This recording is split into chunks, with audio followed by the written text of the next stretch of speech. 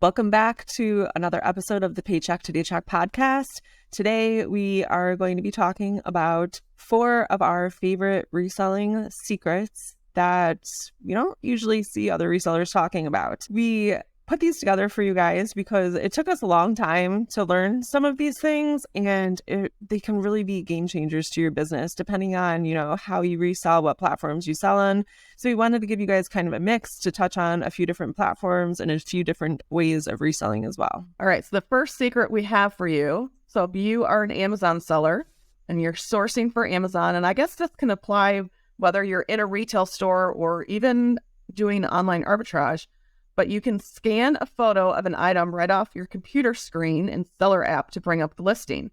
So that's one thing that you can do. If you're on a website and you find an item that's a really good deal, you can use your phone, scan the item on your computer, and it will bring up the listing. You can also do that if you're out and about doing retail arbitrage. If you're in a store, you can either scan the barcode or scan the front of the item. All right, so the next secret that we have for you guys is if you're struggling to find inventory, especially if you're like a clothing and shoe reseller, try to do some searches for church thrift stores in your area. It was a couple years ago, it was maybe 2019, 2018.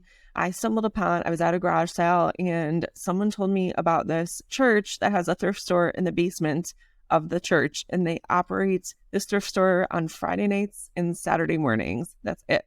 And they always are rotating the inventory. Every week there's new stuff. And they just do a really great job of making sure the stuff is clean and not smelly. And they have a lot of new with tags items as well. They just get really amazing donations. Everything that is pre-owned is either $1 or $2. And new with tags items are a little bit, more expensive. Sometimes they're around $5 or $6. But you guys, I walked out of that place every single Friday night. I went there for years. After I worked all week in the car business, I would drive from south of Albany. It was like a 55-minute drive in Friday night traffic to get to this little church thrift store on time so I could be one of the first people in line. And I would walk out of there with garbage bags full of stuff. And it was rooms and rooms and rooms full of stuff. It was just amazing items. So do some digging and look within your community, forums. So Nextdoor, your community Facebook groups, ask around. A lot of these places don't advertise. I had lived in this area for over a decade and I had never heard of it before. A lot of churches will do seasonal sales as well. So maybe they'll do a sale once or twice a year. There's another one even further north of me that they'll do a fill a bag sale in the spring and a fill a bag sale in the fall. And they just have people bring all kinds of stuff and you get these big paper bags and you can fill them. And it's I don't know, I think it was $3 or $5 or something like that. It was amazing. So do some digging around your community. Look for churches that have some affiliation with a thrift store that either they run or they have in the basement of their church, or maybe they have certain sales at specific times of the year. Usually they are way less crowded than, Goodwill, Salvation Armies, the bins, stuff like that. And they have a lot lower prices than your typical thrift store. All right. So secret number 3, which I think this is a really good one.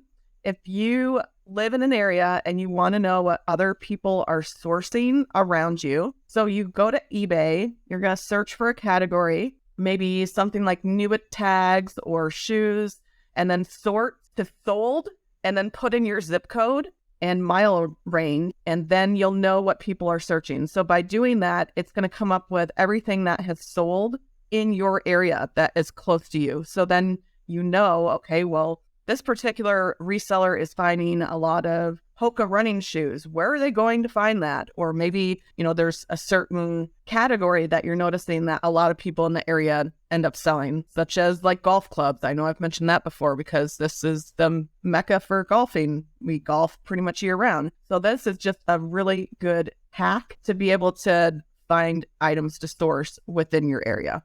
All right. And secret number 4 that we have for you guys today is shop your own items to see how they come up for buyers.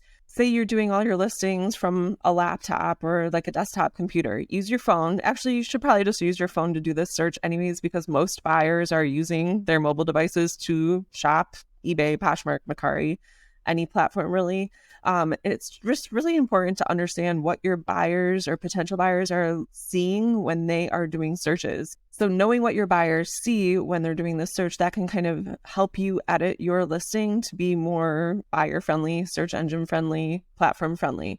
So sometimes we get into like the listing, zone, and we're just moving so fast and, fluidly that we make a mistake and we don't even realize it until like someone brings it to our attention, or maybe like 2 weeks later, you're looking at your closet, your eBay listings, you're like, well, crap, I spelled Meryl wrong or whatever it might be. So make sure you're checking for, spelling mistakes, grammatical errors, all of that good stuff. Maybe your description got cut off. You're doing a copy and paste and you didn't copy the whole thing from your notepad or whatever it might be. So just doing searches for, especially if you're having items that are sitting for a long time that are priced competitively, you have a good quality item that, is selling, like the sell-through rate is pretty good. You should search for it and see what the buyers are seeing, what the potential customers are seeing on their end. There might be something that stands out. So another example of this is on Mercari. When you're doing a search for, let's say, Madewell booties, for example, when you put that in the search box, the results that pop up, they're not going to have listing titles. All that's there are images and a price. So in order to catch the buyer's attention, all these images are popping up and price points are popping up. Your photograph needs to be something special for them to click on yours versus anyone else's. So that's just something to, consider as like a Mercari seller. Again, if your description's cut off, like people might not, they want to, maybe someone wants to read about the details of the item. We know from being resellers that not everyone does read all the time, but there are some of us out there that want to know all of the details. And if it's cut off, a lot of people, they're just not going to bother sending you a message and asking you for the rest of the information. They're just going to move on to the next person. So kind of doing an audit of your listings, like I said, especially if you have an item that should be like moving pretty quickly, but isn't, doing some searches, trying to figure out what you can do to make that listing better is, I think, really going to help your sales increase. Yeah, that is good advice. I actually did that. We sell a lot of Travis Matthew golf shirts, and I spelt Matthew with 2 T's instead of 1. So when it wasn't pulling up the listings, because I kept thinking, man, we haven't sold any of these shirts in a really long time. What's going on? We sell them all the time. And then when I did a search, it came up with all of them were misspelled in the title, which ironically, yesterday, Casey and I were having lunch and he informed me that I am not very good at titling my listings. So guess what Casey's going to be in charge of now? Maybe sounds like you all himself right up for it. So yeah, that's really good advice. Always be going back through your listings and you'd be amazed, like some of the things that are missing, even if it's like a color, the size, things like that, can really help you get more sales when you have all the correct information. All right, guys, that's a wrap on today's episode. Thank you so much for listening to the Paycheck to Daycheck Reselling Podcast. Anything we mentioned in this episode will be linked down below in the show notes or description down below. Be sure to share this episode with anyone you think it will help and follow us on social media at P2D Podcast. Thanks again for listening. Keep working towards that Daycheck.